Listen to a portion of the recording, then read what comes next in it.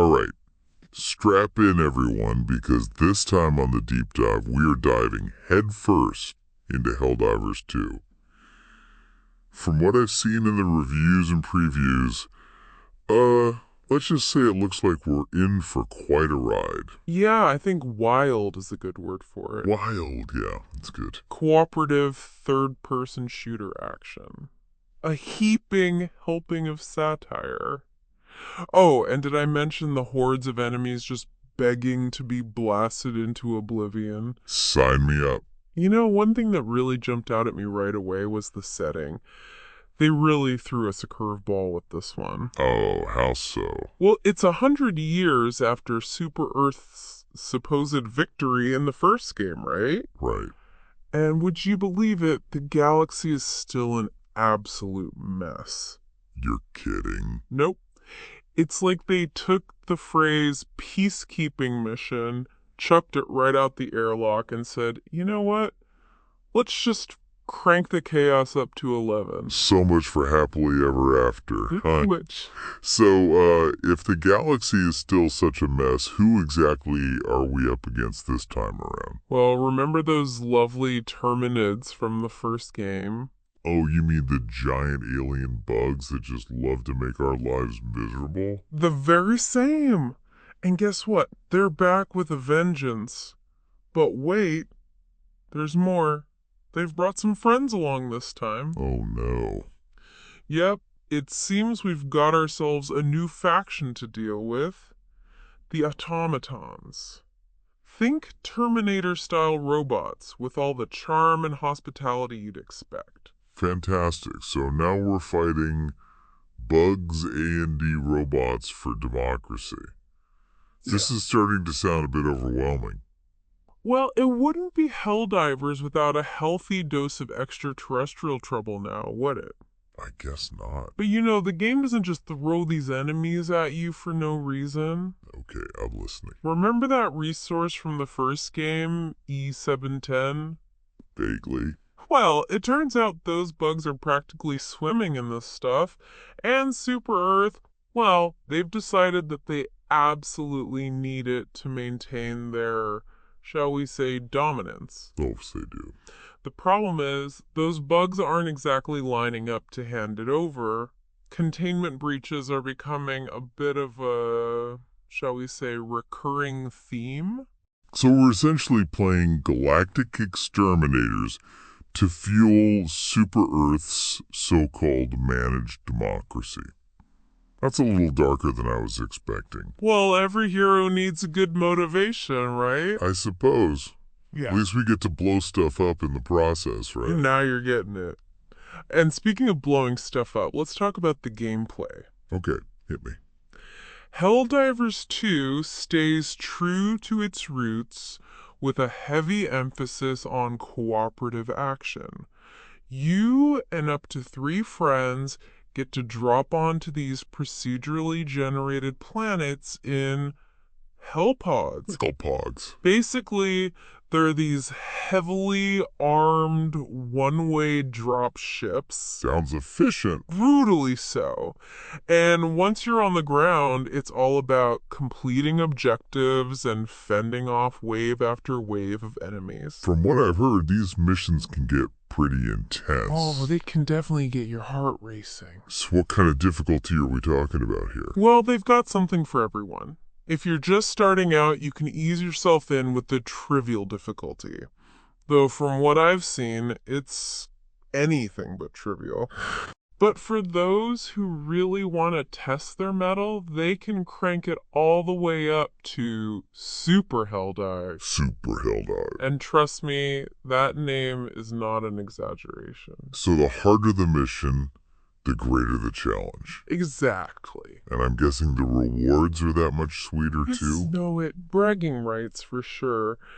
But also, you get more experience points and in-game currency, which you can use to unlock all sorts of goodies. Oh, nice. Which brings us to an important point. Now, I know the core gameplay loop, drop, fight, complete objectives, extract, might sound a bit familiar. Yeah, I could see that. But trust me on this. Helldivers 2 manages to keep things fresh. There's a lot more to it than meets the eye. Yeah. Yeah, it's not just about, wading through endless waves of enemies, though I have to admit that is a pretty big part of the appeal. Of course. But it's the variety, you see. The dynamic missions, the environments that keep you on your toes, the strategic depth, and don't even get me started on the arsenal. It all comes together in a way that's, well, surprisingly diverse. Okay, you've got my attention. Good. Now let's talk about those maps for a second. Huh? You'd be surprised how much they actually affect your approach to each mission. One minute you're knee-deep in some treacherous swamp. The next you're scaling a sheer cliff face, all while dodging plasma blasts and giant pincers. Sounds like a workout. It is, and that's the beauty of it. Every environment demands a different approach, forces you to think on your feet. So you can't just memorize one strategy and call it a day. Nope, not a chance. And that's where those optional objectives I mentioned earlier come in. Right, the optional objective. They add a whole other layer of complexity, really spice things up. You mentioned them before, but you didn't really go into detail. Oh, right, sorry about that. Well, let's see. You might be tasked with securing a downed hell pod, for example. A downed hell pod? Yeah, basically it becomes this little mini fortress that you have to defend against waves of enemies. Sounds fun. Or maybe you'll need to activate a beacon to call in reinforcements. Oh, I see. But of course that means holding a specific location against, shall we say, overwhelming odds. I'm sensing a theme here. Survival, basically. But it's the kind of frantic, edge-of-your-seat action that makes cooperative play so much fun. I can definitely see that. But you also mentioned something about an arsenal earlier. What kind of toys are we getting to play with in Helldivers 2? Oh, they've really outdone themselves this time around. You've got your classic assault rifles, shotguns, all that good stuff. But then they've added these heavy weapons. I mean, really devastating stuff. Like what? Well, you've got laser cannons that can just melt through entire squads of enemies. Or how about portable artillery strikes? Just to really turn the tide of battle in an instant. That sounds a bit excessive. Excessive. In Helldivers, never. All right, fair enough. But it's not all about brute force, is it? I mean, there must be some more strategic options as well. Absolutely. They've introduced a whole range of support abilities that can really change how you approach a mission. Oh. Like what? Well, for example, you can deploy automated turrets to provide covering fire. That's pretty handy. Or call in mechs to bolster your defenses. Oh, and you can even drop orbital mines. Orbital mines? Yep, create choke points, funnel enemies into kill zones, that sort of thing. Okay, this is starting to sound pretty complex. It is. There's definitely a depth to it. But it's all very intuitively designed. So it's not too overwhelming for newcomers. Not at all. You unlock new weapons and abilities gradually as you progress through the ranks, so you're not bombarded with options right from the start. That makes sense. So it's about mastering your arsenal, figuring out what combinations work best for your playstyle. Exactly. And that's what makes the game so replayable. You can constantly experiment with different loadouts, strategies, team compositions, you name it. And the procedurally generated levels, well, they ensure that you're always facing new challenges, discovering new ways to approach each mission. It's all starting to click now. It's not just about mindlessly blasting your way through hordes of enemies. There's a real strategic layer to Helldivers 2, a depth that keeps you coming back for more. You got it. But we can't forget about one of the key ingredients that made the original Helldivers so much fun. Oh, right. Humor. And trust me, they've doubled down on the satire in this sequel. All right, so we've got intense cooperative action, we've got strategic depth, we've got satire, and we've got explosions. But what really sets Helldivers 2 apart from the rest? You know, it's funny you should ask that because I was just thinking the same thing. I think it's the way it all comes together, you know? It embraces the chaos of war while simultaneously poking fun at the whole thing. It's a delicate balance to strike. You've got that right. Can you give me an example? How does that actually play out in the game? Sure, take the propaganda, for instance. You're Yeah. constantly bombarded with these over-the-top messages about the glory of Super Earth, the importance of spreading managed democracy throughout the galaxy. But it's all so exaggerated, so tongue-in-cheek that you can't help but laugh. It's like they're holding a mirror up to us, isn't it? Satirizing the way governments and media manipulate information, control the narrative. Exactly. And that satirical edge, it extends to the gameplay too. Oh, yeah. How so? Well, think about those hell pods we talked about. Right. You're literally dropped into the middle of a war zone, no safety net, just your wits and your weapons. Yeah, it's brutal. It is.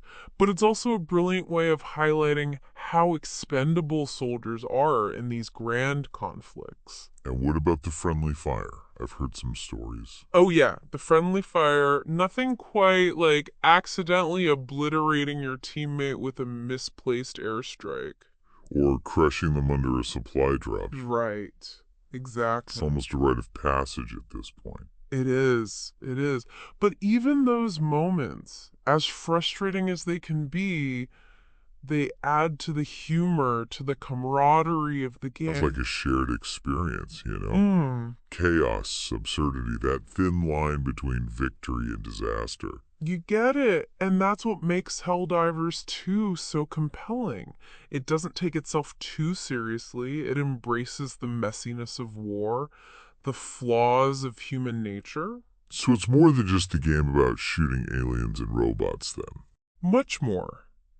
It's a game about us, about our capacity for both heroism and folly, wrapped up in a package of explosive action and dark humor, of course. I like that. That's a great way to put it. Thanks. So it sounds like Helldivers 2 isn't just a worthy sequel. It's a real evolution of the concept, pushing the boundaries of cooperative gameplay and satirical storytelling. I couldn't agree more. It's a game that deserves to be played, debated, dissected. Well said.